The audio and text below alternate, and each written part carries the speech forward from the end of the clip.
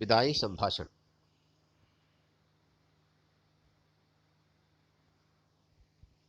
विदाई संभाषण में इसके पहले जैसे हमने बता दिया कि विदाई के संबंध में बातचीत है और विदाई किसकी? लॉर्ड कर्जन की। तो राइटर बाल मुकुंद गुप्त जी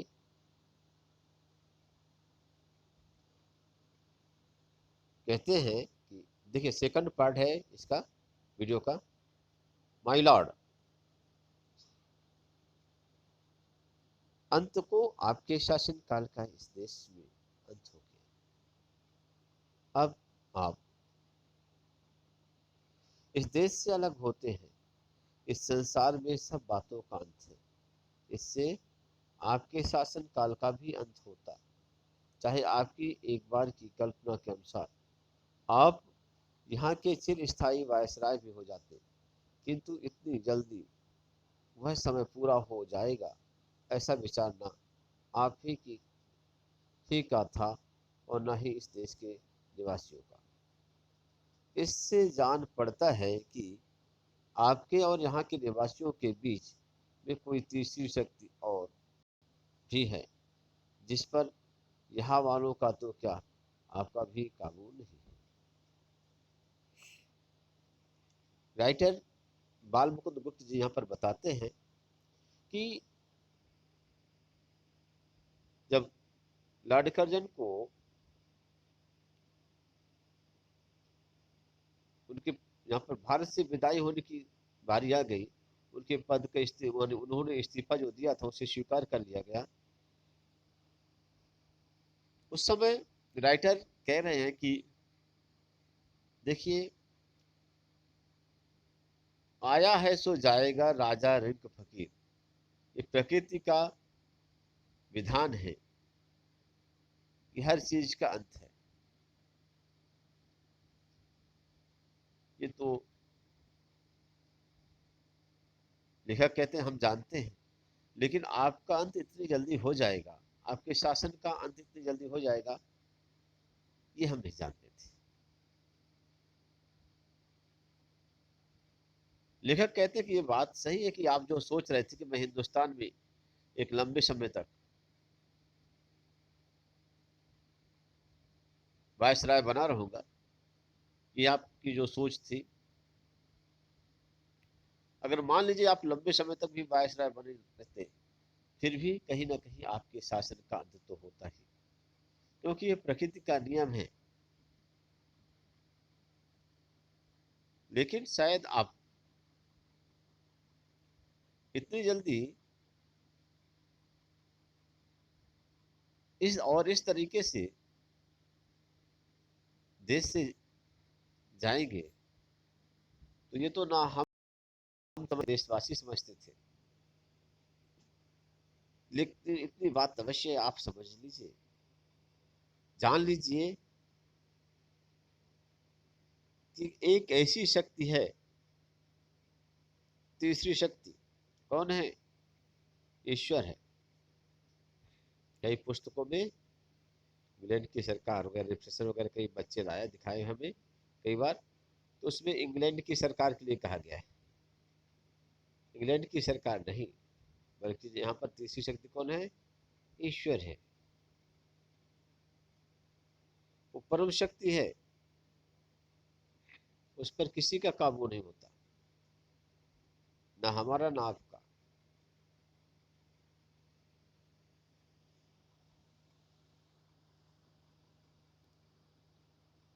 आगे राइटर कहते हैं, बिछड़न समय बड़ा प्रणोत्पादक होता है। जब कोई किसी से बिछड़ता है, अलग होता है, किसी की विदाई होती है, तो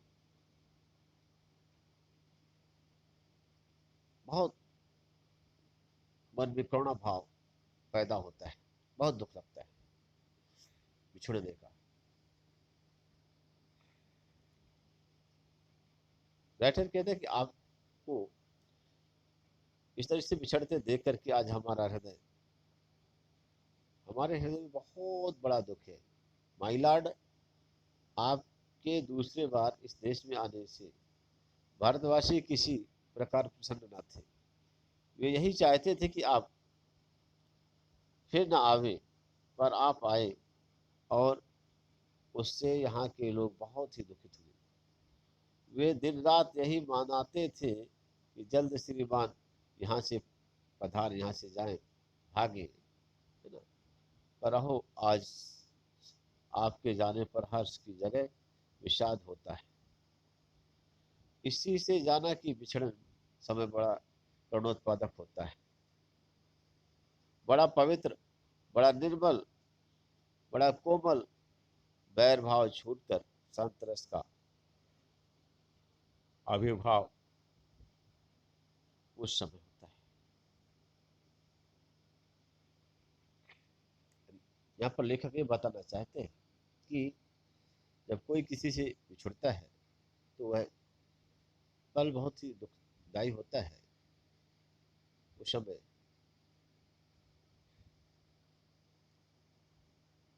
मन में विषाद पैदा होता है, करुणा पैदा होती है। यह समय मन इस समय पवित्र हो जाता है, निर्मल हो जाता है, बैर भाव कोमल हो जाता है, बड़ा, और बैर भाव छूट जाता है।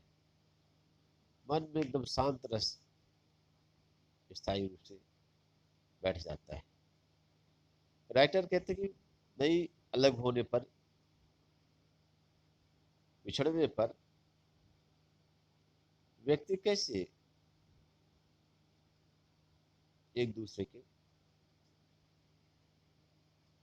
करीब आ जाता है, ये बताने का प्रयास किया है। उन्होंने बताया कि देखिए, जब आप, लॉर्ड कर्जन को बता रहे हैं कि जब आप 5 साल के लिए यहाँ पर वायसराय जो काम किया, इससे आपसे के काम से हिंदुस्तानी की जनता काफी नाखुश थी, और वो ये मना रही थी कि भैया किसी तरीके से लॉर्ड कर्जन जी यहाँ से हिंदुस्तान से, हे भगवान, कब यहाँ से इससे मुक्ति मिले। और आपका 5 साल बीता और फिर दोबारा आप फिर से बन करके आके टपक गए, फिर से अगले 5 साल के लिए आपको वायसराय बना दिया गया। तो लेखक यहाँ पर ये बताना चाहते हैं कि उस समय हिंदुस्तानियों के मन में ये था कि कौन सा शुभ दिन होगा जिस दिन आप यहाँ से चले जाएंगे। और ईश्वर की कुछ ऐसी महिमा कि आपके जाने का समय भी हो गया, और जब आपके जाने का समय हो गया तो जाने पर हमें क्या है, हिंदुस्तानियों को खुश होना चाहिए, लेकिन हिंदुस्तानी खुश नहीं हुए, उन्हें काफी दुख हुआ। और इस बात का दुख हुआ क्योंकि क्या है, जब उनको दुखी देखा, हमने, हमारे मन में जब दुख पैदा हुआ, तब हमने समझा है कि बिछड़ने का समय बहुत ही करुणोत्पादक होता है। राइटर कहते हैं कि माई लॉर्ड का देश देखने का इस दीनहीन ब्राह्मण को मौका ही नहीं मिला। बोले कि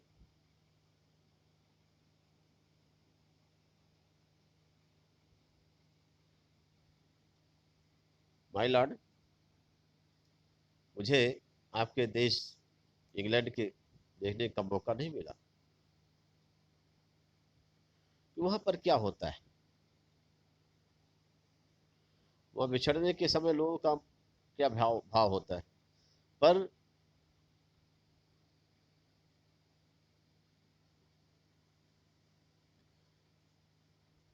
हमारे देश हिंदुस्तान में पशु पक्षी को भी बिछड़ने के समय उदास देखा गया है।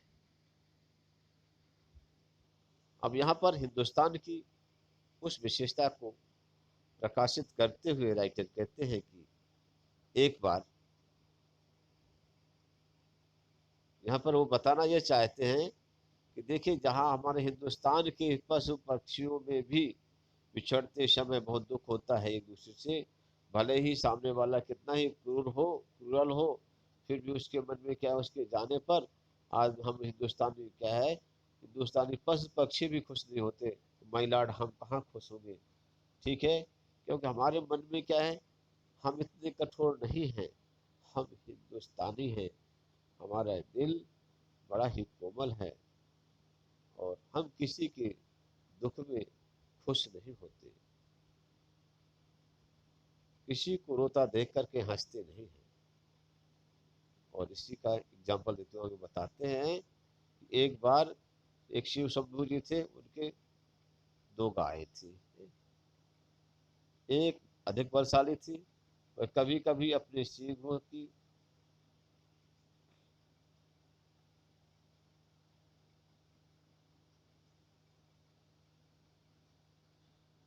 टक्कर से दूसरी कमजोर गाय को गिरा देती थी। एक दिन वह जो तो टक्कर मारने वाली गाय पुरोहित को दे दी गई। मालिक जो था उसने देखा दो गाय थी, एक मजबूत थी, एक कमजोर थी थोड़ा सा। तो मजबूत जो एक गाय मारती थी एक दूसरी गाय को, एक बिल्कुल सीधी सादी थी, तो जो मारती थी दूसरी गाय को, तो मालिक ने उस गाय को क्या किया, उस गाय को पंडित जी को दान कर दिया। लेकिन देखा कि दुर्बल गाय उसके चले जाने से प्रसन्न नहीं हुई, वरंच भी बल्कि उस दिन वह भूखी खड़ी रही, चारा छुआ तक नहीं। माई लॉर्ड, जिस देश के पशुओं के बिछड़ते समय यह दशा होती है, वहाँ मनुष्यों की कैसी दशा हो सकती है, इसका अंदाजा लगाना कठिन नहीं। शिव शंभू की दो गायें बताने की कहानी बताने के बाद लेखक ने इस बात को प्रतिपादित किया, इस बात पर जोर दिया है कि जहाँ पर हम उस हिंदुस्तान के, उस भारत के रहने वाले हैं, हम इंडियंस हैं, जहाँ पशु पशु पक्षी भी क्या है, पशु भी क्या अपने साथी जिसके साथ में रहते भले वह उससे मारता था, पीटता था, उसे कष्ट देता था, दूसरी गाय देती थी वो, फिर भी क्या है, उसके दूर जाने के बाद भी उसे क्या है, उसने खाना पीना बंद कर दिया, उससे वाली दुखी हुई। तो अगर एक पशु दुखी हो सकता है तो हम तो क्या है, मनुष्य में। माय लॉर्ड, ये हमारे देश की मिट्टी में और पानी में समाया हुआ है संस्कार। हम किसी के दुख में, किसी के बिछड़ने पर क्या हंसी नहीं करते हैं, मनाते नहीं। आगे भी इस देश में जो प्रधान शासक आए, अंत में उनको जाना पड़ा। इससे आपका जाना भी परंपरा की चाल से कुछ अलग नहीं है। लेखक कहते हैं कि भाई इस देश में बड़े बड़े प्रधान शासक आए और सबको जाना पड़ा, ये परंपरा है और आप भी उस परंपरा के एक अंग हैं।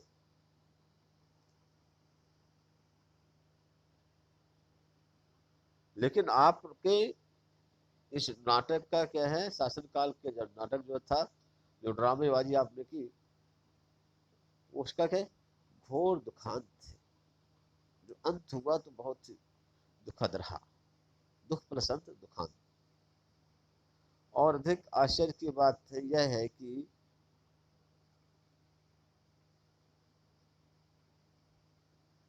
दर्शक तो क्या स्वयं सूत्रधार भी नहीं जानता था कि उसने जो खेल सुखांत समझकर खेलना आरंभ किया था वह दुखांत हो जाएगा। जिसकी आदि में सुख था, मध्य में सीमा से बाहर सुख था और उसका अंत ऐसे घोर दुख के साथ में कैसे हुआ।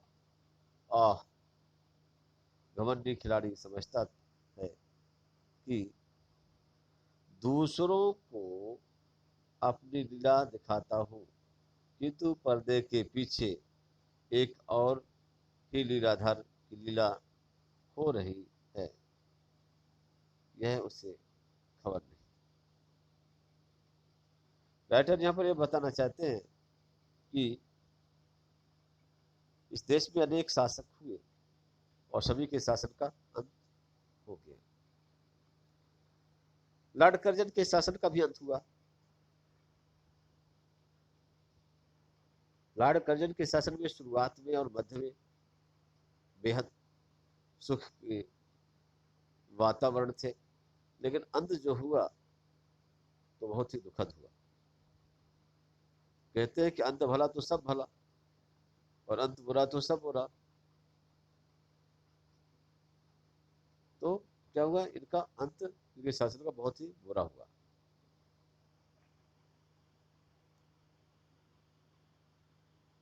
मतलब ये यही समझ पाए कि क्या है, इन्होंने अपनी लीला, अपना ड्रामा दिखाने की कोशिश की और ये नहीं समझ पाए कि हमारी लीला के आगे भी कोई एक लीला दिखाने वाला है, परब्रह्म परमेश्वर है जो सब कुछ देखता है।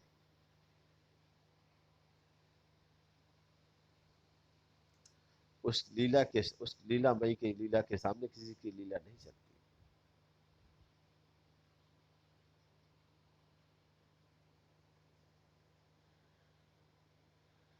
इस बार बंबई में उतर कर माइलाड आपने जो इशारे जाहिर किए थे, जरा देखिए तो उनमें से कौन कौन पूरे हुए। आपने कहा था कि यहां से जाते समय भारतवर्ष को ऐसा कर जाऊंगा कि मेरे बाद आने वाले कई लाखों को वर्षों तक कुछ करना ना पड़ेगा। वे कितने ही वर्षों सुख की नींद सोते रहेंगे, किंतु बात उल्टी हुई। आपको स्वयं इस बार बेचैनी उठानी पड़ी।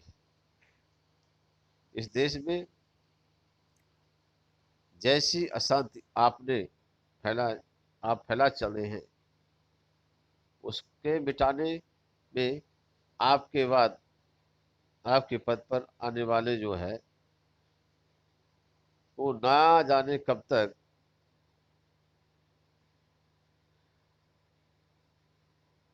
नींद और भूख हराम करनी पड़ेगी। इस बार आपने अपना बिस्तरा गर्भगृह पर रखा था।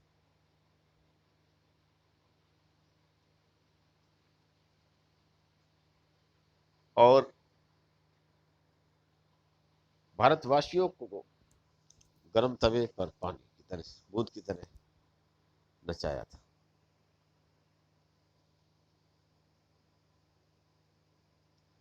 आप स्वयं भी खुश ना हो सके और यहाँ की प्रजा को सुखी ना रहने दिया, इसका लोगों के दिल पर बड़ा ही दुख है। राइटर यहाँ पर ये बताना चाहते हैं, पूरी पूरा पाठ व्यंग्यात्मक है और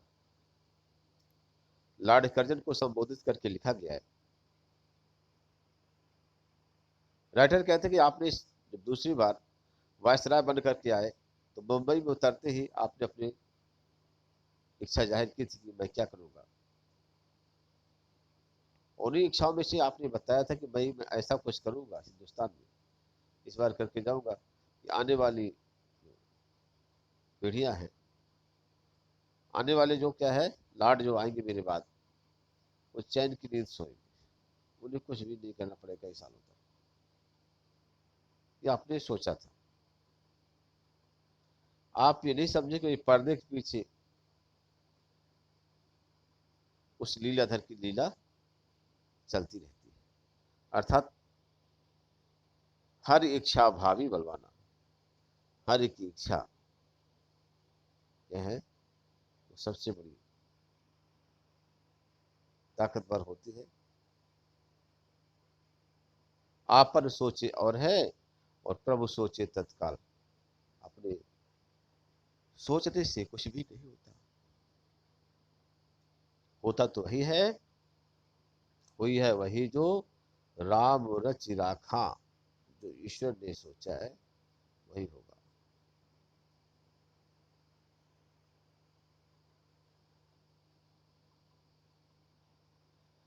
इसके आगे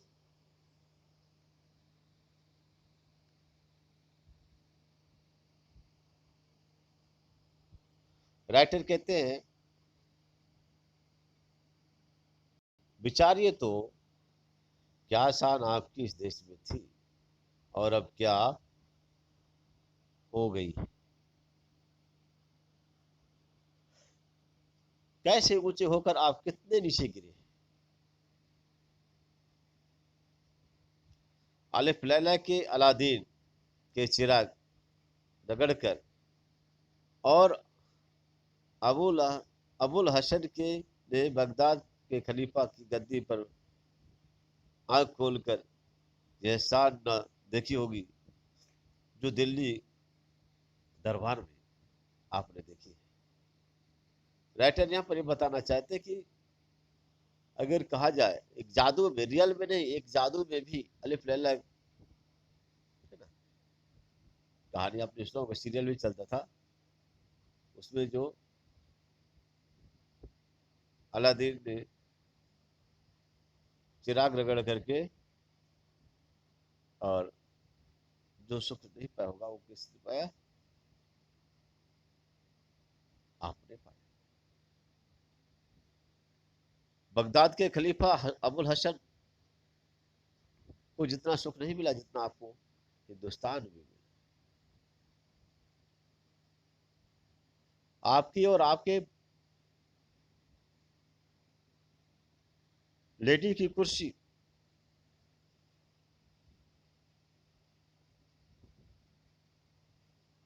सोने की थी, आपके प्रभु महाराज के छोटे भाई और उनकी पत्नी की चांदी की थी। बोले आप लोग क्या सोने के सिंहासन में बैठते थे, आप ना आपकी श्रीमती जी, आपका भाई चांदी के सिंहासन में बैठता था, उनकी श्रीमती जी चांदी के सिंहासन में बैठते थे।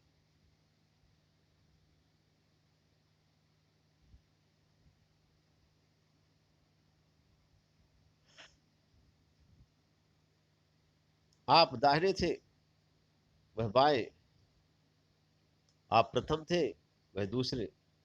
इस देश के सब रईसों ने सबसे आगे और सबसे ऊंचा था औहदा।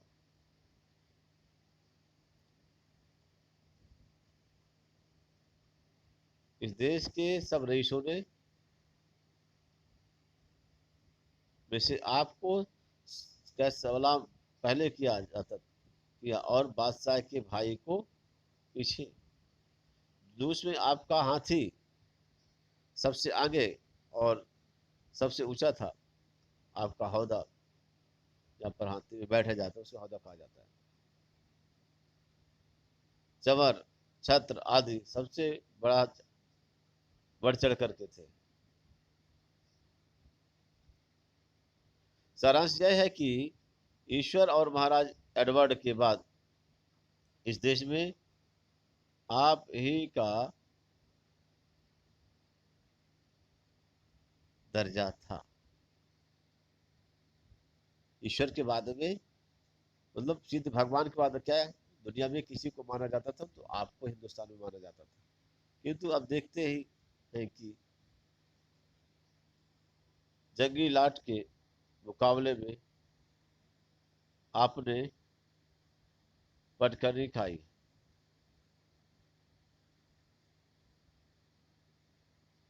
सिर के बल नीचे आ गिरे। आपके स्वदेश में वही ऊंचे माने गए।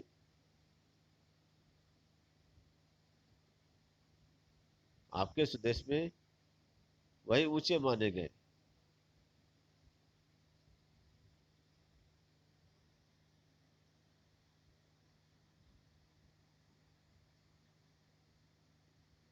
आपको साफ नीचा देखना पड़ा।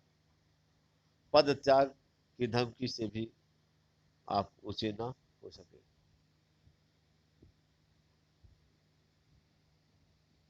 राइटर ये बताना चाहता है कि देखिए हिंदुस्तान में आपको जो शाही शान शौकत मिली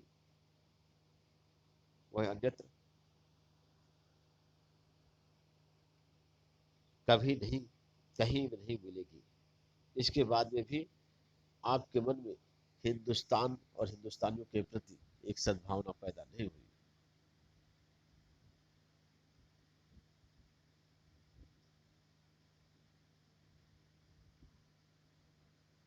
आगे, आप बहुत धीर गंभीर प्रसिद्ध थे। वो सारी धीरता गंभीरता का आपने इस बार काउंसिल में गैर कानूनी कानून पास कराते हैं और कन्वोकेशन वक्रता देते समय दिवाला निकाल दिया। यह दिक्कत तो इस देश में हुआ, उधर विलायत में आपके बार बार इस्तीफा देने की धमकी से ने प्रकाश कर दिया कि जड़ हिल गई। अंत में वहां भी आपको दिवालिया होना पड़ा और धीरता गंभीरता के साथ साथ दृढ़ता का की भी तिलांजलि देनी पड़ी। इस देश में इस देश के जो हाकिम है आपकी ताल पर नाचते थे। राजा महाराजा डोरी हिलाने से सामने खड़े हाथ जोड़े खड़े हो जाते थे।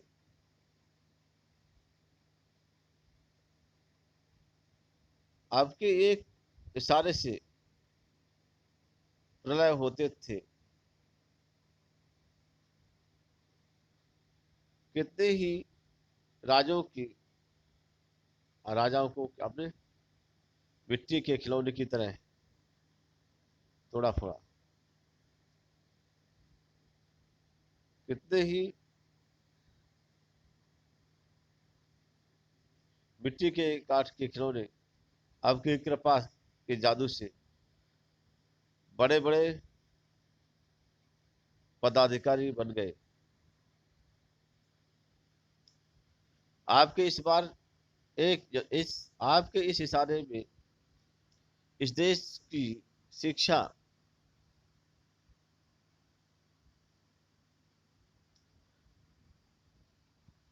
क्या पायमाल हो गई, स्वाधीनता उड़ गई।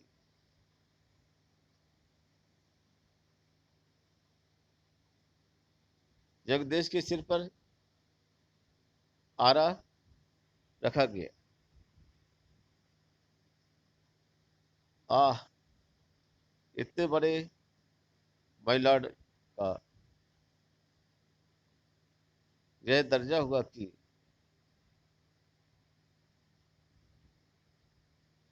फौजी अफसर उनके इच्छित पद पर नियुक्त न हो सका और उनको उसी उसी गुस्से के मारे इस्तीफा देना पड़ा। वह भी मंजूर हो गया। उनका रखाया एक आदमी नौकर न रहा रखा गया, उल्टा उनको ही निकाल जाने का हुक्म मिला। तो राइटर यहाँ पर यह बताना चाहते हैं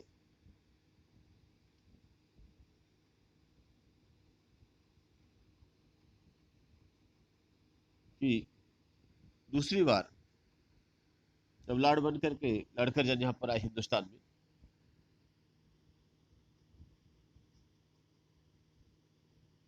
तो उनको ये बताना चाहते कि भाई आपने जो कुछ भी किया वो हिंदुस्तानियों के फेवर में नहीं किया, अनुचित है। आप अपने अहंकार के चलते चलाते ईश्वर की परम सत्ता को भी भूल गए।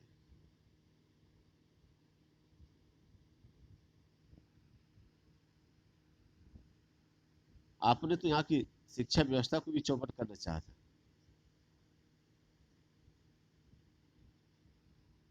पहले क्या था, गुरुकुल में बच्चे जाते जाते थे, उसका जिक्र यहाँ पर जरूर किया।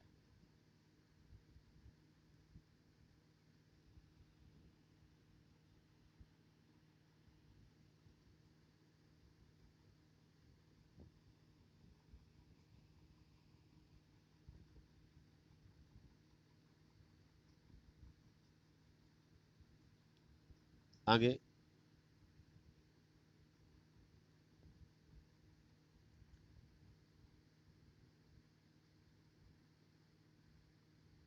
राइटर कहते हैं कि जिस प्रकार आपको बहुत ऊंचे चढ़ करके गिरना यहाँ के निवासियों को दुखित कर रहा है, गिर करके पड़ा रहना उससे भी अधिक दुखित करता है। यहाँ पर मैं आप लोगों को बता दूं कि गिर करके पड़ने का मतलब क्या है। आप सभी समझते हैं कि साइंस और टेक्नोलॉजी में जो डेवलपमेंट हुआ है,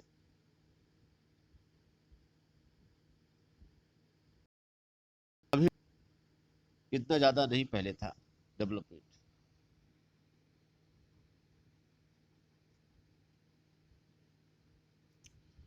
तो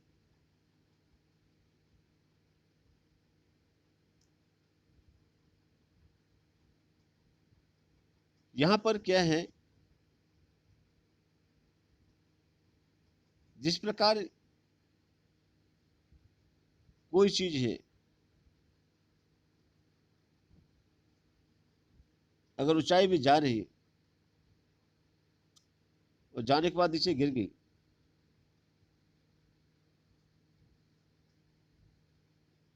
तो ठीक है, और अगर पड़ी रही तो इसका कोई औचित्य नहीं रहता।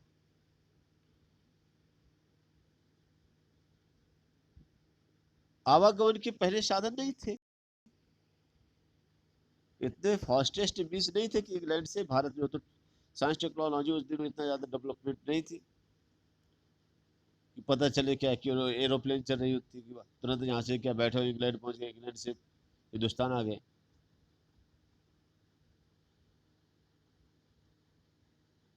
जल जहाज चला करते थे, महीनों लग जाते थे आने जाने में।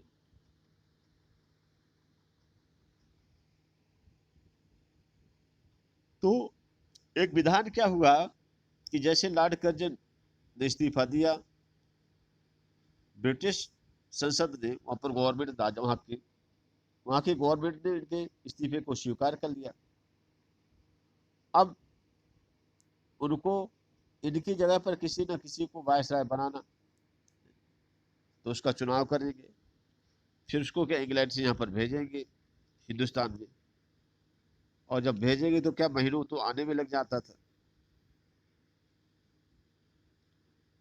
तो इसके चलते चलाते क्या है, अब उस काम को कौन देखेगा, तो इसके लिए इनको अधिकार सब छीन लिए गए थे, और कार्यवाहक लॉर्ड वायसराय बना करके रखा गया। और जब कार्यवाहक वायसराय बन करके रहे तो निश्चय ही राइटर कहते हैं कि इनको काफी दुख होता रहा होगा, क्योंकि अब वो यहीं पर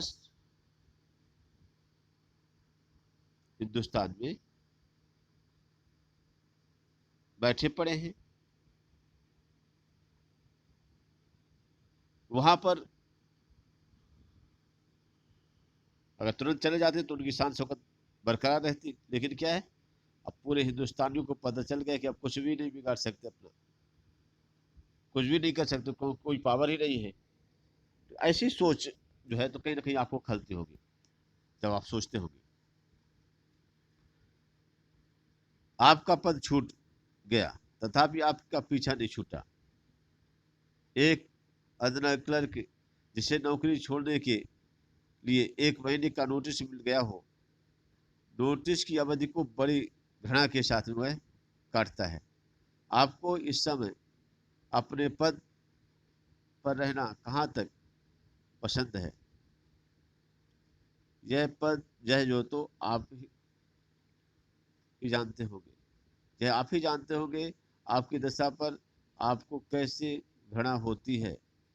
इस बात का जानकारी जो है, इस बात की जानकारी लेने का इन देशवासियों को अवसर नहीं मिला। पर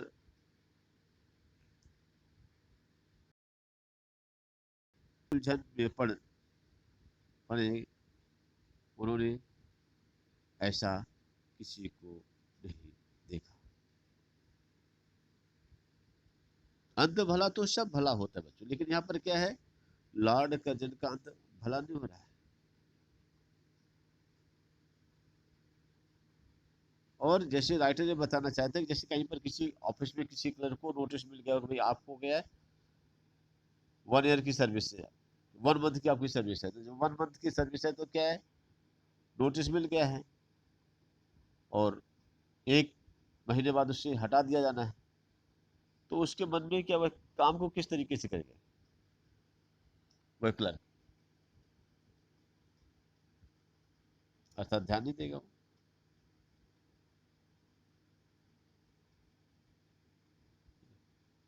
माई लॉर्ड, एक बार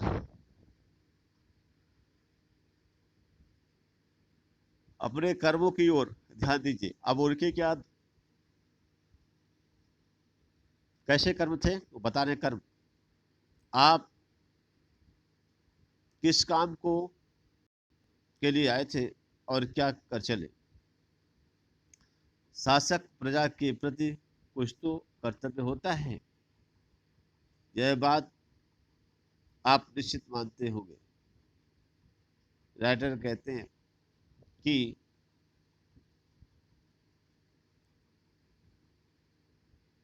माय लॉर्ड, आप किस काम से यहाँ पर आए थे और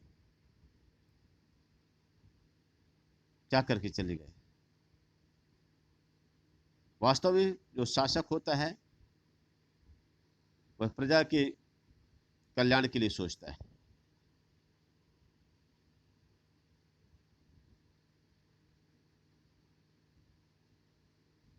और आपने कभी प्रजा के कल्याण के लिए सोचा नहीं,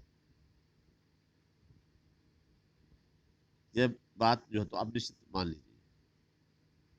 तो कृपा करके बतलाइए कि क्या कर्तव्य आप है आपका। आप इस देश की प्रजा के लिए, प्रजा के साथ साथ जो है क्या है, आप जो है तो इस देश की प्रजा के साथ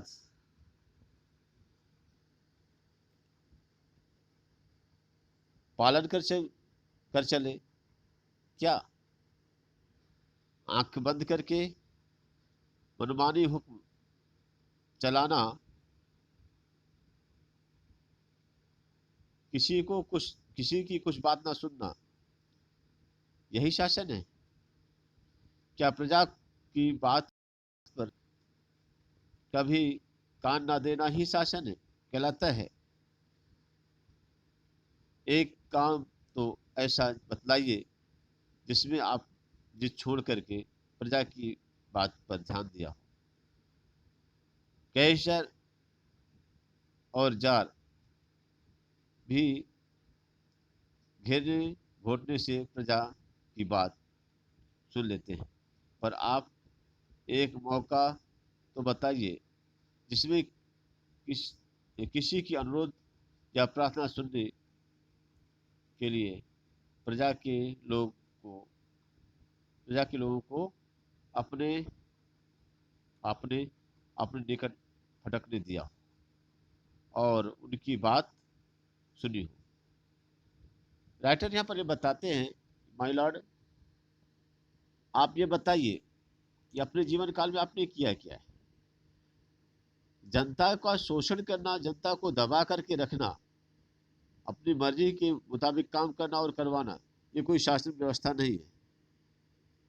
राजा का काम जनता की क्या सेवा करना है, जनता के कल्याण के बारे में सोचना है, लेकिन माय लॉर्ड आपने ऐसा कुछ नहीं किया।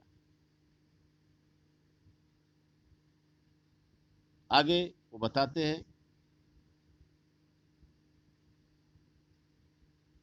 कि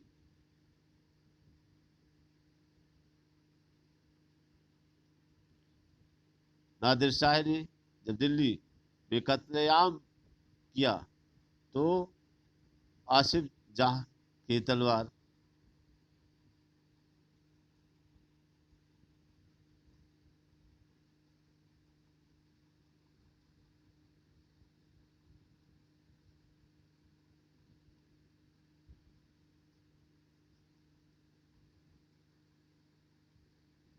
गले में डाल करके प्रार्थना करने पर उसने कत्लेआम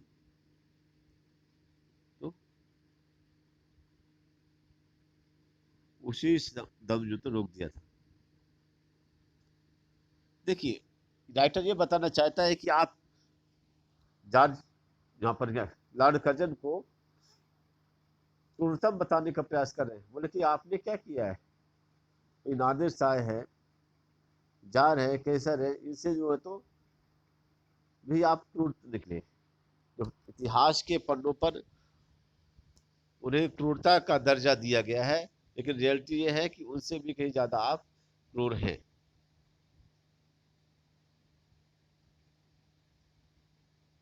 ठीक है बच्चों,